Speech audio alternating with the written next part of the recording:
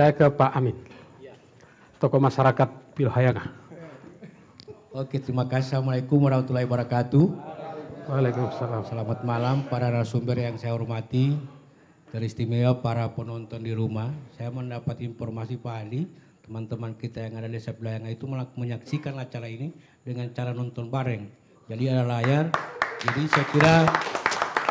Pasti Pak Amin yang mengarahkan itu. Tidak, saya justru mendapat informasi Pak Hadi. Oh, saya insya Allah akan bicara pada forum ini secara objektif. Tidak hanya memihak kepada karyawan dan juga tidak menyudutkan pihak perusahaan. Saya ingin menempatkan persoalan ini secara objektif.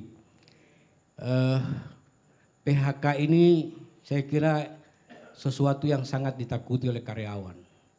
Sangat tidak diinginkan oleh karyawan. Karena itu punya dampak besar baik dirinya sendiri dan keluarganya ketika dia menjalani atau menerima PHK.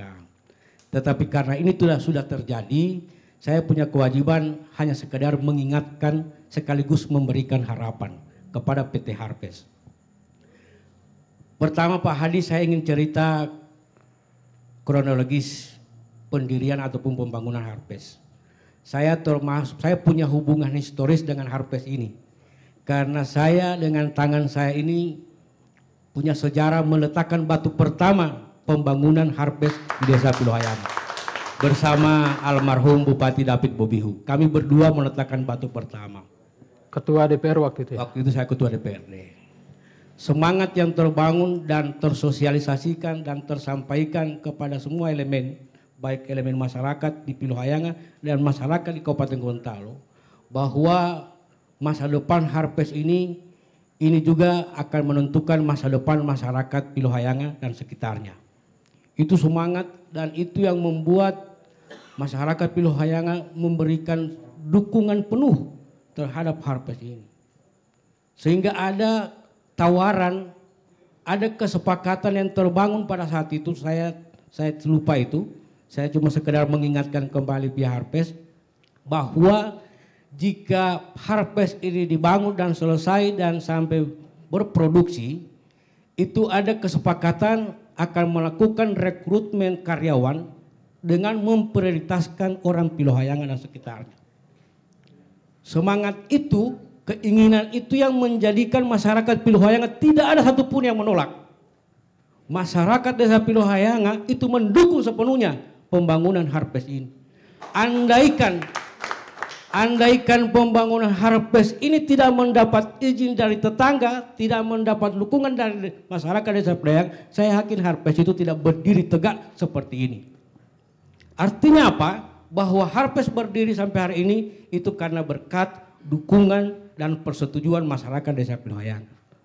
Tetapi pada pelaksanaan pemutusan hubungan kerja yang dilakukan akhir-akhir ini, saya sangat menyesalkan kesepakatan itu tidak dijadikan alasan ataupun tidak dijadikan dasar oleh pihak PT Harpes untuk melakukan PHK. Itu seolah-olah itu dilupakan. Padahal itu adalah rohnya dari pembangunan Harpes di Desa Pilhayanga. Kenapa saya katakan demikian? Karena dari 70 orang yang dilakukan PHK ini, atau 65 ya, 65 sampai 70 orang ya, itu yang tersisa karyawan orang Pilhayanga itu tinggal 8 orang. Yang sekarang jumlah karyawannya itu masih 100 orang. Artinya dari 100 orang yang tersisa hari ini itu tinggal 8 orang Desa Pilhayanga. Bagaimanapun keadaan ini sangat melukai juga hati masyarakat Desa Pilhayanga. Kenapa dari 70 orang atau dari 60 orang yang dilakukan PHK, kenapa puluhan orang yang dijadikan PHK oleh Harpes? Kenapa? Apakah mereka lupa bahwa mereka ini yang menjadi prioritas? Itu hanya pertanyaan saya sebagai orang Pilhayanga, Bung Hadi. Dan karena ini sudah terjadi, ya saya kira apa yang menjadi tawaran-tawaran tadi insya Allah itu menjadi kenyataan. Jadi itu yang ingin saya sampaikan pada forum hari ini, Bung Hadi, bahwa PHK yang dilakukan oleh Harpes hari ini tidak dijadikan dasar itu. Bahwa prioritas itu adalah karyawan orang Pilhayanga. Tetapi justru pada PHK yang menjadi prioritas adalah orang Pilahayangan. Itu justru terbalik. Kenapa? Karena data yang saya dapatkan itu tinggal tersisa 8 orang. Mudah-mudahan 8 orang ini tidak dilakukan PHK lagi Pak Dodi ya. Insyaallah. Ya. Itu yang pertama. Yang kedua adalah pandemi itu terjadi pada tahun 2020. Itu luar biasa sampai tahun 2021.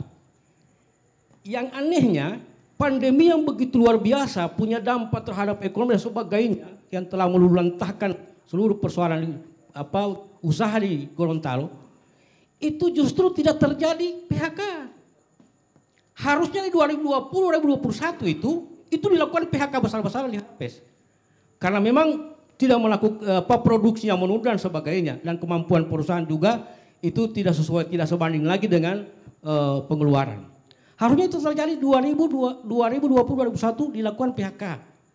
Tapi justru PHK ini terjadi di akhir 2021, kemudian di 2022. Menurut analisa saya juga sebagai orang ekonom, sarjana ekonomi, mestinya ini karena perusahaan ini dalam rangka bagaimana kita sehatkan, bagaimana perusahaan ini bisa berproduksi lebih baik lagi, mestinya itu tidak dilakukan PHK. Karena produksi ini juga akan ditentukan oleh karyawan. Dan apalagi karyawan-karyawan yang di PHK ini adalah karyawan-karyawan sudah terlatih di Harpes itu sendiri. Maka saya punya analisa lain. Bahwa di tahun 2020 dan 2021 kenapa tidak terjadi PHK? Itu karena pimpinan perusahaan ini itu masih ada Pak Arianto. Pak Arianto itu saya tahu persis orang yang sangat peduli dengan karyawan yang ada di PT Harpes. Bahkan saya pernah mendapat informasi beliau menyampaikan keadaan pandemi dan keadaan perusahaan sedemikian tidak sehat, sedemikian tidak baik, tapi jangan lakukan PHK. Artinya apa? Bahwa pemilik perusahaan yang lama Pak Prianto itu betul-betul sangat peduli dan memperhatikan karyawan. Sehingga tidak terjadi PHK di 2020-2021. Nah, menurut analisa saya, terjadi PHK ini karena terjadi peralihan pimpinan perusahaan. Saya dengar ada pemilik perusahaan baru. Nah, saya mempertanyakan komitmen dari pimpinan perusahaan baru ini terhadap karyawan-karyawan yang ada di Harpes. Apakah komitmennya ini sudah berbeda dengan komitmen pimpinan perusahaan yang lama seperti Pak Arianto? Atau apa? Saya ingin tahu apa yang ada di dalam pikiran pimpinan perusahaan baru ini terhadap Harpes itu sendiri. Itu yang kedua Pak Hadi. Kemudian yang ketiga, karena ini sudah terjadi dan saya juga sangat prihatin kepada teman-teman yang di PHK. Karena teman-teman di PHK ini Pak Dodi, ini bukan saja dirinya yang menerima dampak, tapi ada istrinya, ada anaknya, mereka menderita Pak. Saya kalau mau cerita ke Pak Dodi dan teman-teman keadaan mereka setelah di PHK itu sangat memprihatinkan. Kasana kamari pulang karupa bakalai deng mai tua ngana tidak membaca ridoi dan sebagainya karena mereka sudah kehilangan kerja. Artinya apa? Dampak dari pemutusan hubungan kerja ini, PHK ini tidak hanya dirasakan oleh karyawan tapi dirasakan oleh keluarga, istrinya, anaknya. Ada bahkan yang punya anak sampai 2-3 dan mereka itu sudah bergantung kepada Harpes untuk kehidupan mereka. Tapi setelah PHK ini betul-betul mereka kehilangan pegangan kerja, kehilangan pendapatan. Tapi mudah-mudahan mereka tidak kehilangan harapan untuk menatap hidup lebih baik ke depan. Itu mungkin harapan saya. Karena ada lagi yang anaknya kecil minta susu tidak ada. Sehingga yang terjadi itu ada pertengkaran di rumah. Itulah dampak. Dan mungkin itu juga yang tidak dipikirkan oleh pihak perusahaan. Sehingga terakhir harapan saya bahwa tuntutan yang disampaikan oleh karyawan Harpes ini kami mohon untuk dipenuhi. Kalau dapat setelah acara ini bisa dipanggil lagi mereka, bisa diundang lagi untuk membuat skema-skema penyelesaian tuntutan mereka, baik BPJS, upah, air lembur, THR. Kami mohon kepada pihak perusahaan ini ditindaklanjuti secara serius dan sungguh-sungguh untuk mengundang mereka dan dibuatkan skema penyelesaian. Saya yakin dan percaya kalau itu dilakukan, insya Allah tidak akan ada lagi tuntutan dari ex-karyawan yang ada di Harpes. Itu harapan saya. Kemudian harapan saya selanjutnya adalah bahwa yang disampaikan tadi ini benar-benar diwujudkan ketika pihak Harpes ini akan sehat, karena saya dengar 2022 ini akan berpacu di dalam produksi ya Pak Dodi ya, bahkan